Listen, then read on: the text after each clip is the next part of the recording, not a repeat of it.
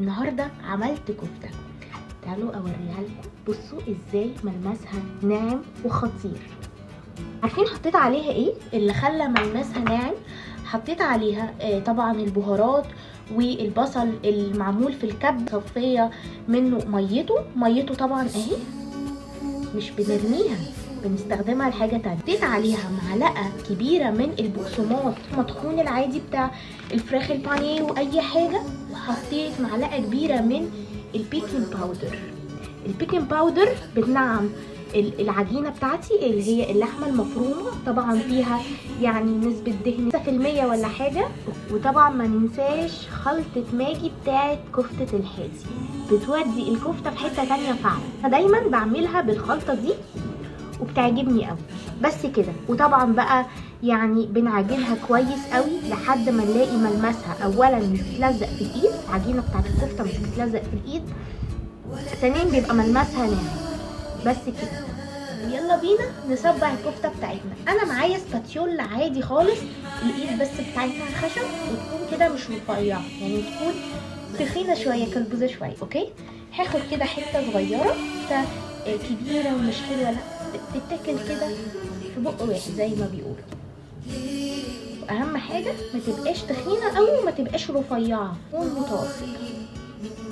بصوا ازاي مش بتلزق، ملمسها ناعم قوي وما بتلزقش خالص. هي كده. ايه رايكم؟ اقول لكم بقى طريقه تانية حلوه قوي للكفته. انا معايا كيس اللي هو البلاستيك عادي بتاع الثلاجه او كيس سندوتشات زي ما بتسموها. عجينه اللحمه المفرومه بتاعت الكفته انا عملتها كده، اوكي عادي جدا. وبعدين بحطها كده على كيس النايلون، شايفين اهو، وبقفل كده عليها، وبجيب الاسباتيولا بتاعتي اللي انا كنت بصب عليها وبعملها كده. طلعت لذيذه قوي. دي الكميه كلها اللي انا عملتها. ايه رايكم؟ حلوه قوي. وتاني خطوه بعد ما عملنا الكفته وصبعناها بالمنظر ده، ووريكم انا ازاي بصبعها بطريقه سهله قوي.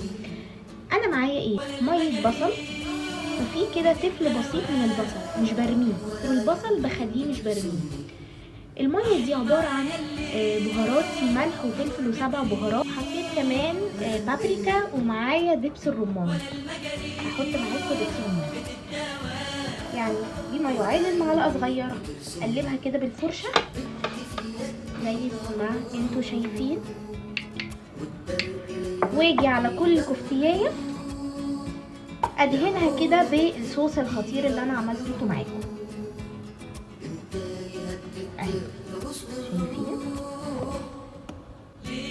بتديها لون حلو قوي وبتدي طعم حلو قوي في التسويه. بس كده. وبكده كفته الحاتي بتاعتنا جاهزه، جهزناها مع بعض، ما اخدتش اي وقت. هدخلها الفرن وهرجع لكم. وقبل ما ادخلها الفرن هغطيها كويس قوي بالفويل، هكتفها زي ما بيقولوا.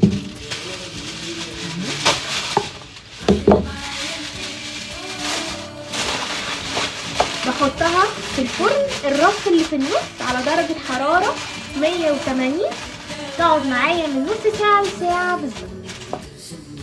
وبكده الكفته بتاعتي خلصت، قعدت معايا نص ساعه زي ما قلت لكم، ما اخدتش وقت خالص. فين بقى؟ بصوا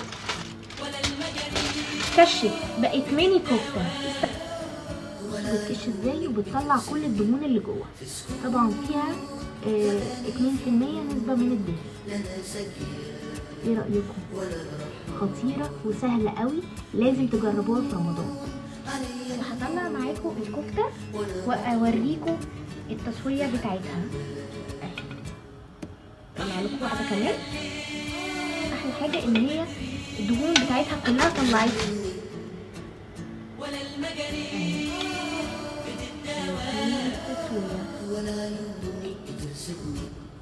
بألف هنا وشفا.